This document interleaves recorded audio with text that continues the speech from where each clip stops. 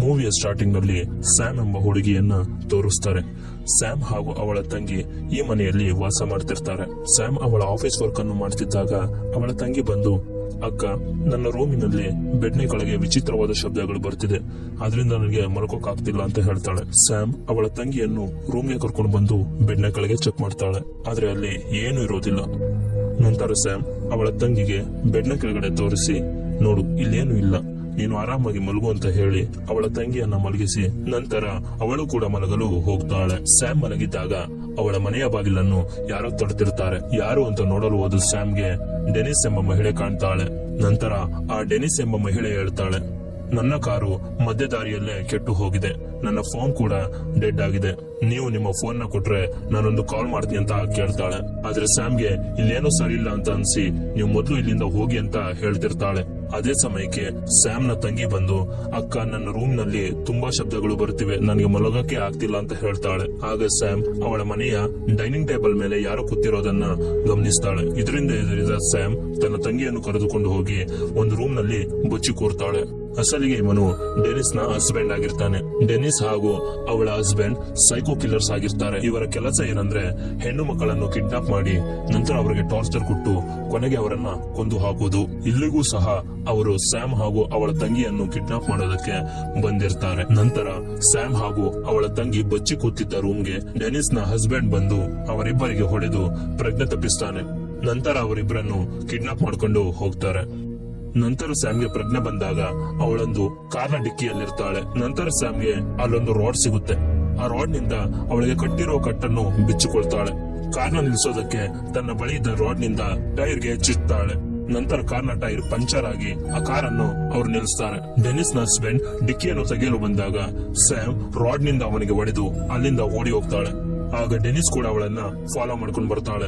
ನಂತರ ಸ್ಯಾಮ್ ಒಂದು ಕಾರಿಗೆ ಹೋಗಿ ತಲುಪ್ತಾಳೆ. ಡೆನಿಸ್ ಕೂಡ ಅವಳನ್ನು ಹುಡುಕೊತ್ತಾ ಕಾರಿಗೆ ಬರ್ತಾಳೆ. ಡೆನಿಸ್ ಸ್ಯಾಮ್ ನ ಹುಡುಕುತ್ತಿದ್ದಾಗ ಮರದ ಹಿಂದೆ ಬಚ್ಚಿಕೊಂಡಿದ್ದ ಸ್ಯಾಮ್ ರಾಡ್ ನಿಂದ ಅವಳ ತಲೆಗೆ ಹೊಡಿತಾಳೆ. ಡೆನಿಸ್ ಕೂಡ ಸ್ಯಾಮ್ ನ ಹೊಟ್ಟೆಗೆ ಚಾಕುವಿನಿಂದ ಚುಚ್ತಾಳೆ. ಸ್ಯಾಮ್ ನ ಹೊಟ್ಟೆಗೆ ಡೆನಿಸ್ ಚುಚ್ಚಿದ್ರಿಂದ ಅವಳಿಗೆ ಜಾಸ್ತಿ ಓಡೋಕೆ ಆಗುದಿಲ್ಲ. ಹೀಗೆ ಸ್ಯಾಮ್ ಅವಳಿಂದ ತಪ್ಪಿಸಿಕೊಂಡು ದೂರ ಬಂದಾಗ ಅವಳ ಮುಂದೆನೆ ಡೆನಿಸ್ ನ ಹಸ್ಬೆಂಡ್ ಇರ್ತಾನೆ. ಇದರಿಂದ ಎದುರುಕೊಂಡ ಸ್ಯಾಮ್ ಓಡಲು ಶುರು ಮಾಡ್ತಾಳೆ. ಡೆನಿಸ್ ನ ಹಸ್ಬೆಂಡ್ ಕೂಡ ಅವಳ ಹಿಂದೆ ಫಾಲೋ ಮಾಡ್ಕೊಂಡು ಬರ್ತಾನೆ.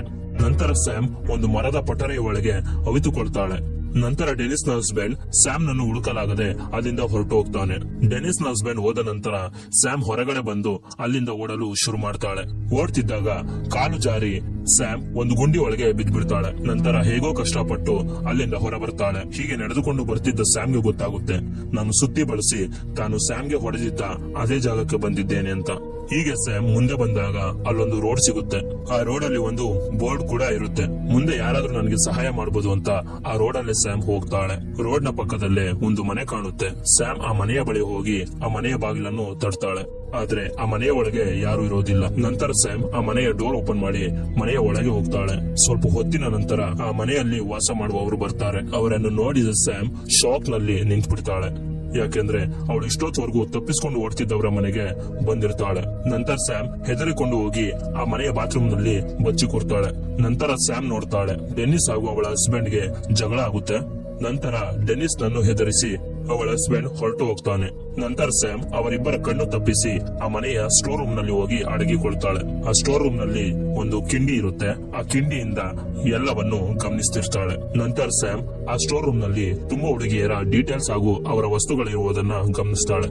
ಅಂದ್ರೆ ಈ ಕಪಲ್ಸ್ ಮೊದಲಿಂದನೂ ತುಂಬಾ ಹುಡುಗಿಯರನ್ನ ಹೀಗೆ ಟಾರ್ಚರ್ ಮಾಡಿ ಕೊಂದಿರ್ತಾರೆ. ನಂತರ ಸ್ಯಾಮ್ಗೆ ಅಲ್ಲೊಂದು ಸೂಜಿ ದಾರ ಸಿಗುತ್ತೆ. ಅದರಿಂದ ತನ್ನ ಗಾಯ ಆಗಿರುವ ಹೊಟ್ಟೆಯನ್ನ ಹೊಲಿದುಕೊಳ್ತಾಳೆ. ನಂತರ ಸ್ಯಾಮ್ ಆ ಕಿಂಡಿಯಲ್ಲಿ ನೋಡ್ತಾಳೆ ಡೆನಿಸ್ ಹಾಗೂ ಅವಳ ಹಸ್ಬೆಂಡ್ ಮತ್ತು ಅವರ ಫ್ರೆಂಡ್ ಡ್ರಿಂಕ್ಸ್ ಮಾಡ್ತಿರ್ತಾರೆ. ನಂತರ ಡ್ರಿಂಕ್ಸ್ ಖಾಲಿ ಆಗುತ್ತೆ. ಆದ್ರಿಂದ ಡೆನಿಸ್ ನ ಹಸ್ಬೆಂಡ್ ಡ್ರಿಂಕ್ಸ್ ನ ತರೋದಕ್ಕೆ ಹೋಗ್ತಾನೆ. ಆಗ ಡೆನಿಸ್ ಹಸ್ಬೆಂಡ್ ನ ಫ್ರೆಂಡ್ ಸ್ಟೋರ್ ರೂಮ್ ನಿಂದ ನೋಡ್ತಿದ್ದ ಸ್ಯಾಮ್ ನ ಕಣ್ಣನ್ನ ನೋಡ್ಬಿಡ್ತಾನೆ. ನಂತರ ಅವನು ಡೆನಿಸ್ ನ ಹಸ್ಬೆಂಡ್ ಗೆ ನಾನು ಇಲ್ಲೇನೋ ನೋಡಿದೆ ಅಂತ ಹೇಳ್ತಾನೆ. ಆದ್ರೆ ಡೆನಿಸ್ ನ ಹಸ್ಬೆಂಡ್ ಅವನು ಕುಡಿದಿದ್ದಾನೆ, ನಶೆಯಲ್ಲಿ ಏನೇನೋ ಮಾತಾಡ್ತಿದ್ದಾನೆ ಅಂತ ಅವನ ಮಾತನ್ನ ಸೀರಿಯಸ್ ಆಗಿ ತಗೊಳ್ಳೋದಿಲ್ಲ. ಆದ್ರೆ ಆ ವ್ಯಕ್ತಿ ನಿನ್ನ ಸೀಕ್ರೆಟ್ ಎಲ್ಲ ನನಗೆ ಗೊತ್ತು ಅಂತ ಡೆನಿಸ್ ನ ಹಸ್ಬೆಂಡ್ ಗೆ ಹೇಳ್ತಾನೆ. ಈ ಸಲ ಡೆನಿಸ್ ನ ಹಸ್ಬೆಂಡ್ ಈ ಮಾತನ್ನ ಸೀರಿಯಸ್ ಆಗಿ ತಗೊಂಡ್ಬಿಡ್ತಾನೆ. ನಮ್ಮ ಸೀಕ್ರೆಟ್ ನಿನಗೆ ಏನು ಗೊತ್ತು ಹೇಳು ಅಂತ ಕೇಳ್ತಾನೆ. ಆಗ ಆ ವ್ಯಕ್ತಿ ನಾನು ಸುಮ್ನೆ ತಮಾಷೆ ಮಾಡಿದೆ ಅಂತ ಹೇಳ್ತಾನೆ. ಆದ್ರೆ ಡೆನಿಸ್ ನ ಹಸ್ಬೆಂಡ್ ನಿನಗೆ ಯಾವ ಸತ್ಯ ಗೊತ್ತು ಹೇಳು ಅಂತ ಅವನ ತಲೆಗೆ ಹೊಡೆದು ಅವನನ್ನ ಸಾಯಿಸಿ ಬಿಡ್ತಾನೆ. ಇದನ್ನೆಲ್ಲ ಸ್ಯಾಮ್ ಆ ಕಿಂಡಿಯಿಂದ ನೋಡ್ತಿರ್ತಾಳೆ. ನಂತರ ಡೆನಿಸ್ ನ ಹಸ್ಬೆಂಡ್ ಚೈನ್ ಸಾವನ್ನ ತಗೊಂಡು ಅವನ ಫ್ರೆಂಡ್ ಬಾಡಿಯನ್ನ ತುಂಡು ತುಂಡಾಗಿ ಕತ್ತರಿಸಾಕ್ತಾನೆ.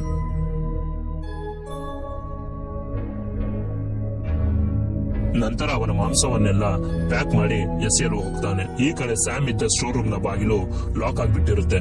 ನಂತರ ಸ್ಯಾಮ್ಗೆ ಆ ಸ್ಟೋರ್ ರೂಮ್ ನಲ್ಲಿ ಒಂದು ಮೊಬೈಲ್ ಸಿಗುತ್ತೆ. ಆ ಮೊಬೈಲ್ ಇಂದ ಪೊಲೀಸ್ಗೆ ಕಾಲ್ ಮಾಡಿ ಅವಳು ರೋಡ್ ನಲ್ಲಿ ಬರ್ಬೇಕಾದ್ರೆ ಒಂದು ಬೋರ್ಡ್ ಅನ್ನು ನೋಡಿರ್ತಾಳೆ. ಆ ಬೋರ್ಡ್ ಅಲ್ಲಿದ್ದ ಹೆಸರನ್ನು ಹೇಳ್ತಿರ್ಬೇಕಾದ್ರೆ ಆ ಮೊಬೈಲ್ ನ ಬ್ಯಾಟರಿ ಡೆಡ್ ಆಗ್ಬಿಡುತ್ತೆ. ನಂತರ ತನ್ನ ಫ್ರೆಂಡ್ ನ ಮಾಂಸವನ್ನು ಬಿಸಾಕಲು ಹೋಗಿದ್ದ ಡೆನಿಸ್ ನ ಹಸ್ಬೆಂಡ್ ಮನೆಗೆ ಬರ್ತಾನೆ. ನಂತರ ಸ್ಯಾಮ್ ಗಮನಿಸ್ತಾಳೆ, ಅವಳ ತಂಗಿ ಮನೆಯೆಲ್ಲ ತಪ್ಪಿಸಿಕೊಂಡು ಓಡಾಡ್ತಿರ್ತಾಳೆ. ಇದನ್ನು ನೋಡಿದ ಸ್ಯಾಮ್ ಜೋರಾಗಿ ಕಿರ್ಚಾಡ್ತಿರ್ತಾಳೆ. ನಂತರ ಅಲ್ಲಿಗೆ ಬಂದ ಡೆನಿಸ್ ನ ಹಸ್ಬೆಂಡ್ ಸ್ಯಾಮ್ ನ ತಂಗಿಯನ್ನು ಭೀಕರವಾಗಿ ಕೊಂದು ಹಾಕ್ತಾನೆ.